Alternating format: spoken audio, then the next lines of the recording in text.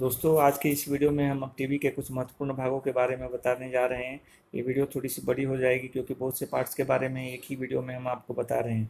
तो सबसे पहले आप टीवी रिपेयरिंग के लिए टीवी का जो बैक कवर ओपन करते हैं उसको ओपन कीजिए। स्क्रू वगैरह को देख के पीछे के सब स्क्रू खोल लीजिए। कुछ स्क्रू जो वीडियो के सॉकेट्स वगैरह रहते हैं, पीछे ऑडियो वीडियो के सॉकेट रहते हैं, वो वहाँ पे भी रहते हैं, उसको निकाल लीजिए। कभी कभी राइट साइड में नीचे एक स्क्रू ईएसटी के साथ में लगा रहता है, तो ये स्क्रू सब आप टोटल देख के जो जो खोलने लायक है वो खोल लीजिए और टीवी का बैक कवर खोल लीजिए। टीवी खोलने के बाद में जो सामने से स्क्रीन रहता है उसके पीछे का भाग आपको दिखेगा, और पीछे एक नेक, लंबा नेक निकला रहता है, जिसको नेक को गर्दन बोलते हैं हिंदी में। जैसे बाहर एक पीछे ट्यूब आएगा, उसमें कुछ पिन्स रहती हैं और एक उसके ऊपर बड़ी कॉइल लगी रहती है। तो सबसे पहले जो आपकी स्क्रीन दिखता है वो पीछे, वो पीछे ट्यूब का भाग है। उसके ऊपर जो कॉइल रहती है, लगी रहती है, उसको डिफ्लेक्शन कॉइल, योक कॉइल कहते हैं। उसके पीछे एक सीआरटी बेस्ड सॉकेट लगता है, जो नीचे से तार वगैरह जो आती है, देखिए एक सॉकेट के द्वारा पिक्चर ट्यूब के पीछे के पिन्स को लगी रहती है। उसको एक वाइट सीआरटी बेस के द्वारा ट्यूब पे कनेक्ट करते हैं, उसको सीआरटी बेस बोलते हैं। और नीचे आपकी पीसीबी रहती है, लगी रहती है। नीचे आप देखेंगे तो नीचे एक पीसीबी प्लेट बिछी रहती है, वो प्लेट पे सब आपके पार्ट्स के माउंटिंग रहते हैं। तो इस तरह टीवी का इंटरनल ये भाग रहता है। और एक राइट साइड में देखेंगे तो एक काला ट्रांसफार्मर रहता है बड़ा, उसमें से एक तार निकल के, 3 तार निकलती है उसके अंदर से। एक तार एक कैप के द्वारा पिक्चर ट्यूब के ऊपर के भाग पे जो कनेक्ट होती है, वहाँ पे 25 केवी का सप्लाई रहता है। तो कभी भी आप रिपेयरिंग जब करते हैं, जब टीवी चालू रहती है, तो आप उस पर, उसके आसपास हाथ ना लगाएं। कभी कभी वो पंचर रहता है तो वहाँ से वोल्टेज आके अपने हाथ पे झटका लगता है। आपको आपको तो तकलीफ होती ही होती है। कभी कभी उसके द्वारा अपना हाथ लग के कुछ डैमेज होने का डर रहता है, तो वो केबल से दूर रहें, सावधानी बरतें। कभी कभी वो पंचर होता है तो ये तकलीफ होता है। ये टीवी कभी कभी पंचर रहती है, तो ये section maximum high voltage TV में, टीवी का जो रहता है वहीं पे रहता है। लेस करंट हाई वोल्टेज एक जलाने का काम करता है, जहाँ भी लग जाएगा वहाँ जल जाएगा, आपको जोर का झटका लगता है। तो ये कभी कभी ये टीवी पंचर रहती है। तो आप का कभी भी टीवी खोले तो बहुत सावधानी से काम करें। और जब आप नए हैं, जब तक आपको पूरी जानकारी नहीं हो जाती है कौन से सेक्शन में आपको कैसे हाथ डालना है, हम आपको बता रहे हैं, उस तरह से आप उससे उसको हैंडल कीजिए। एक ईएसटी ट्रांसफार्मर के आसपास आप हाथ न ले जाइए। दूसरा जो सप्लाई रहता है, एसी की जो तार आती है, जो बाहर से हम तार जोड़ते हैं, वो तार देखिए कहाँ गई है। वो तार गई है, उसके आसपास देखिए एक बड़ा कंडेंसर, एक एसएमपीएस बड़ा ट्रांसफार्मर जो हमने आपको दिखाया था पिछले वीडियो में, एक ट्रांसफार्मर लगा है। और एक बड़ा कैपेसिटर ब्लैक कलर का, आप या कोई भी कलर का हो सकता है, बड़ा कंडेंसर एक लगा रहता है। उसको देख के आप समझ जाइए कि पावर सप्लाई सेक्शन है। वहाँ पे एक ट्रांसफार्मर भी एसएमपीएस, तो आपका वो सेक्शन पावर सप्लाई सेक्शन है। वहाँ भी आप सावधानी से हाथ लगाइए। जैसे वो कैपेसिटर है उसके ऊपर वोल्टेज लिखा रहता है 400 वोल्ट, 385 वोल्ट, वहाँ पे उतना वोल्टेज तैयार होता है। और वो कभी कभी जब टीवी ऑन नहीं रहती है, बंद रहती है, तो उस कंडीशन में वो कैपेसिटर चार्ज रहता है। हमने आपको हर एक वीडियो में बताया है कि जब आप कोई भी पावर सप्लाई रिपेयर करने जाते हैं, जैसे आपकी टीवी बंद है, जब आप पावर, इसका मतलब कि उसका पावर सप्लाई में फॉल्ट है। जब पावर सप्लाई का फॉल्ट आप निकालने जाते हैं, तो एसी, जो एसी वोल्टेज के लिए आप एक सीरीज सर्किट बना के रखिए, सीरीज बोर्ड ज़रूर रखिए। सॉरी, सीरीज में ही पावर सप्लाई आप कभी भी रिपेयर कीजिए, इससे डैमेज कम होता है और शॉर्ट सर्किट होने का चांसेस भी, अगर शॉर्ट सर्किट है तो हमको पता चल जाता है, बल्ब जल जाता है तो पता चल जाता है शॉर्ट सर्किट है। कभी कोई भी पावर सप्लाई आप बनाएं तो सीरीज में ही आप बनाना चालू करें। जब आपका सप्लाई वगैरह होके आ जाए तो आप फिर पैरेलल में उसको डालिए। तो टीवी खोलने के बाद में सबसे पहला जो ऑब्जर्वेशन हमारा होता है, फिजिकल ऑब्जर्वेशन होता है। उसका फिजिकल ऑब्जर्वेशन आप जरूर कीजिए। टीवी को खोल लीजिए, देखिए कहीं कटा फटा फूटा कहीं कुछ दिख रहा है, जला दिख रहा है, पहले ध्यान से एक बार उसको साफ करके देख लीजिए आप। कभी कभी किसी टीवी में जगह रहता है, चूहे जाके कुछ तार वगैरह काट देते हैं, तो आप उसको देख के व्यवस्थित जोड़ वगैरह लीजिए, उसके बाद ही उसको ऑन कीजिए। या फिर कोई जला फूटा दिख रहा है तो उसको आप रिप्लेस कीजिए। अगर कुछ फूटा है तो क्यों फूटा है आपको वो भी देखना पड़ता है, कि सप्लाई ज़्यादा आ रही है इसलिए फूटा है, या प्राइमरी के जो कंडेंसर वगैरह फूटते हैं तो बाहर से जो high voltage, AC voltage high आ जाने से हो जाता है, 440 वगैरह होने से होता है। लेकिन अगर एसएमपीएस के सेकेंडरी में अगर आप जाते हैं, दूसरे भाग में कंडेंसर फूटते हैं, वो पावर सप्लाई बढ़ने के कारण होते हैं, वो इंटरनल फॉल्ट होते हैं टीवी के। तो आप जो भी है सीरीज में लगाइए, सप्लाई चेक कीजिए, उसके बाद ही आप काम कीजिए। सेक्शन के बारे में आपके टीवी के हम बता रहे हैं कि जैसे कि आप राइट साइड में देखते हैं ब्लैक कलर का एक ट्रांसफार्मर लगा है, वो ईएसटी है आपका। उसके आसपास जो बड़े कंडेंसर, पेपर कंडेंसर्स लगे हैं वो, और वहाँ से 2 तार जो देखिए ऊपर जाती है, ट्यूब के ऊपर जो कॉइल लगी रहती है, हॉरिजॉन्टल रिफ्लेक्शन कॉइल, उसमें से 4 तार नीचे आती है।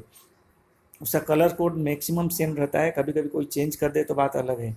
उसमें देखिए कलर लगता है येलो ग्रीन, ये वर्टिकल सेक्शन में चला जाता है, और ब्लू और रेड जो होता है वो हमेशा हॉरिजॉन्टल में ही जाता है। हॉरिजॉन्टल का जो ओम्स अगर चेक करेंगे मीटर पे तो बहुत कम होता है, 3 ओम्स 4 ओम 5 ओम्स तक ही होता है। तो आपको ओम्स चेक करके भी ऊपर जो कॉइल है उसका ओम्स चेक करके आप पता कर सकते हैं कि ये कौन से सेक्शन में जा रही है। और जो वर्टिकल का होता है 15-60 का भी होता है, तो आप उसका ओम चेक करें, वो वर्टिकल सेक्शन है। वो जो दो तार जा रही हैं वो वर्टिकल सेक्शन है। तो आप इस तरह से वर्टिकल और हॉरिजॉन्टल का पता लगा लेते हैं। हॉरिजॉन्टल सेक्शन तो वैसे भी आप ईएसटी से जो कनेक्ट है, एक ट्रांजिस्टर लगा होता है बड़े साइज का, जो हमने आपको दिखाया था पिछले वीडियो में। ट्रांजिस्टर ये इस तरह का होता है, कभी कभी छोटा भी होता है, इस तरह का ट्रांजिस्टर होता है, कभी कभी छोटा भी लगाते हैं। तो ये आप देख करके हॉरिजॉन्टल आउटपुट ट्रेस कर सकते हैं। फिर उसके बाद में पावर सप्लाई हमने आपको बता ही दिया कि पावर सप्लाई में एसएमपीएस ट्रांसफार्मर, जो एसी वायर तार, अपनी एसी की जो मेन तार जो जाती है बाहर से, वो पावर सप्लाई सेक्शन में जाती है। उसके बाद सेकेंडरी भाग से डायोड ओवर लग के छोटे, उससे कम साइज़ के फिल्टर्स लगते हैं उस पर, जैसे 160 वोल्ट 200 वोल्ट के कैपेसिटर लगते हैं। 100 MFD 200 अलग अलग वैल्यू हो सकते हैं अलग अलग टीवी में, लेकिन मेन का कैपेसिटर से वो छोटे रहते हैं। तो वो सेकेंडरी साइड है आपका, वहाँ पे कैपेसिटर से ज़्यादा लगे रहते हैं, क्योंकि 2-3 सप्लाई रहती है। 2-3 सप्लाई के लिए अलग अलग वैल्यू के कैपेसिटर्स लगे रहते हैं। जैसे 25 वोल्ट का कोई सप्लाई है तो 30-35 वोल्ट का कैपेसिटर लगा है, तो ये लगे रहते हैं। उसके बाद में आप ईएसटी का हॉरिजॉन्टल आपको पता चली गया। हॉरिजॉन्टल जो ईएसटी लगी है काले कलर की, वो हॉरिजॉन्टल है। उसमें से 3 तार निकलती है। एक तार तो चली जाती है फाइनल एनोड को, ट्यूब के ऊपर जो कैप लगता है वो, उसमें से 2 तार और निकलती हैं। एक थोड़ी मोटी रहती है, वो फोकस वोल्टेज है, उसमें थोड़ा ज़्यादा वोल्टेज रहता है। उससे पतली जो रहती है वो स्क्रीन वोल्टेज है। तो आप स्क्रीन फोकस को लगाने के लिए भी तार को देख के पता कर सकते हैं। जो मोटी तार रहती है वो फोकस, पतली है वो स्क्रीन, और सबसे मोटी है वो फाइनल एनोड की है, जो पीछे ट्यूब पे कैप के साथ लगी रहती है।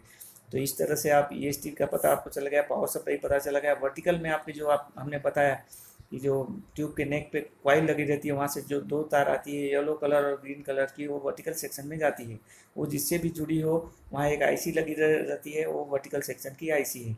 टीवी में ज़्यादा करके जो फॉल्ट्स आते हैं, power supply, vertical section, horizontal section, ये मैक्सिमम आने वाले फॉल्ट ये 3 सेक्शन में आते हैं।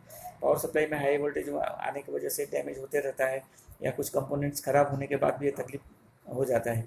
और ये ईएसटी सेक्शन में भी ऐसे ही है, हीटिंग वगैरह है पावर सप्लाई वगैरह से, या कभी कभी कोई पार्ट्स खराब होने से होता है। तीसरा सेक्शन आपको हमने बताया वर्टिकल सेक्शन का। वर्टिकल में भी फॉल्ट्स तीसरे नंबर पे सबसे ज़्यादा फॉल्ट्स वर्टिकल सेक्शन में रहते हैं।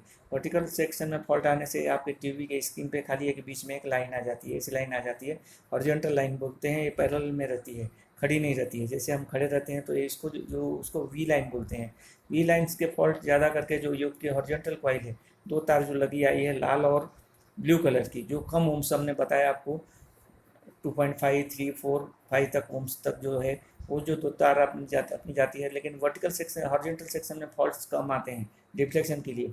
उसके लिए कुछ बहुत कम कंपोनेंट्स रहते हैं। एक हॉरिजॉन्टल के लिए कैपेसिटर वगैरह, कपलिंग कैपेसिटर्स लगते हैं। अभी तो नए सेट्स में पिन कुशन का एक सर्किट रहता है, तो यही सर्किट से वी लाइन आने का चांसेस रहता है। तो लेकिन वर्टिकल सेक्शन में बहुत कुछ फॉल्ट आता है। आईसी भी ख़राब होती है, इसके एक्रॉस में कंडेंसर्स भी ख़राब होते हैं, रेजिस्टेंस भी ख़राब होते हैं।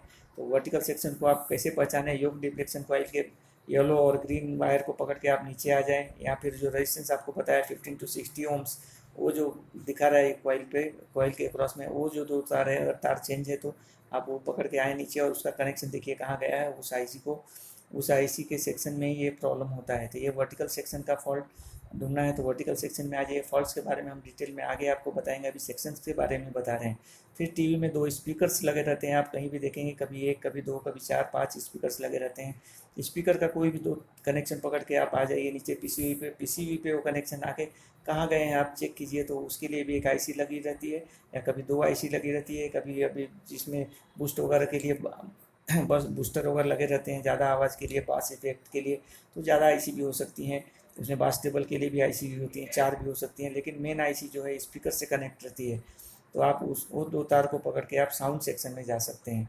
फिर हो गई साउंड सेक्शन का बात हो गया। बाद में जो कलर सेक्शन है, उसके लिए बड़ी आईसी लगी रहती है। उसको भी आप स्क्रीन के ऊपर से, जो पीछे जो बेस लगता है, सीआरटी बेस जो ट्यूब के पीछे के भाग में बिल्कुल लगता है, उसमें से कुछ तारें नीचे आती हैं।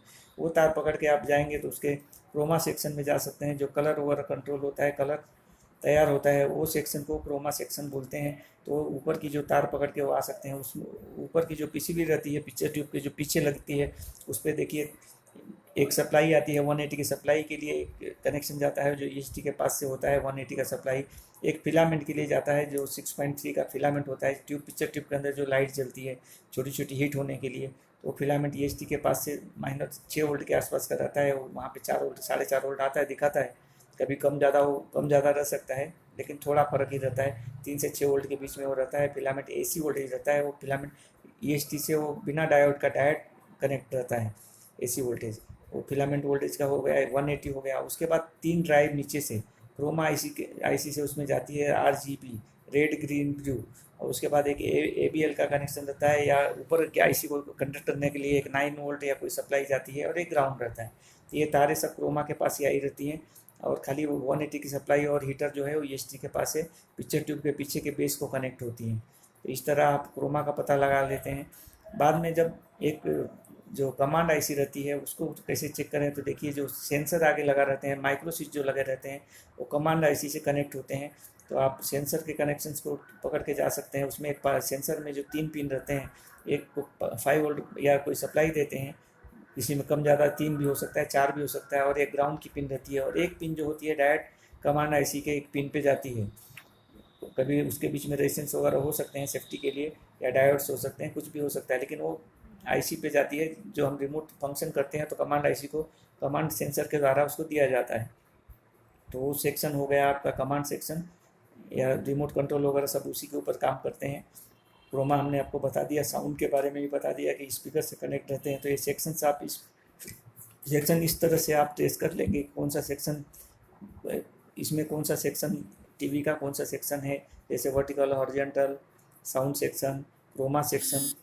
और बाकी डिटेल में हम आपको अगले वीडियो में बताएंगे कि फॉल्ट फाइंडिंग वगैरह कैसे करते हैं इसका। तो हम वैसे वैसे वीडियो आपको एक एक वीडियो बताएंगे।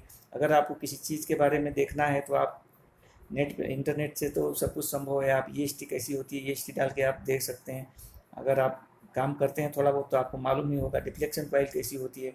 डिफ्लेक्शन कॉइल को योग कॉइल भी कहते हैं। तो पिक्चर ट्यूब के पीछे ऊपर लगी रहती है, बहुत बड़ा पार्ट साइज में बड़ा रहता है। ईएसटी ट्रांसफार्मर भी काफ़ी बड़ा होता है। ये सबसे बड़े पार्ट, पिक्चर ट्यूब सबसे बड़ा होता है, योग कॉइल ईएसटी भी बड़े बड़े साइज़ के सब सामान है, और बहुत महत्वपूर्ण सामान है। फॉल्ट्स भी इसमें काफ़ी आते हैं बरसात के सीज़न में, ज़्यादा करके ईएसटी और डिफ्लेक्शन योग वगैरह ख़राब होते हैं, इनकी वाइंडिंग ख़राब हो जाती है, कॉपर वाइंडिंग्स होते हैं इसके अंदर, तो इसमें चांसेस ज़्यादा रहता है ख़राब होने का। लेकिन ये पार्ट्स को आप आसानी से पहचान सकते हैं। तो आप इस पर प्रैक्टिस कीजिए, देखिए, और अगले वीडियो में हम और भी जानकारी देंगे। धन्यवाद।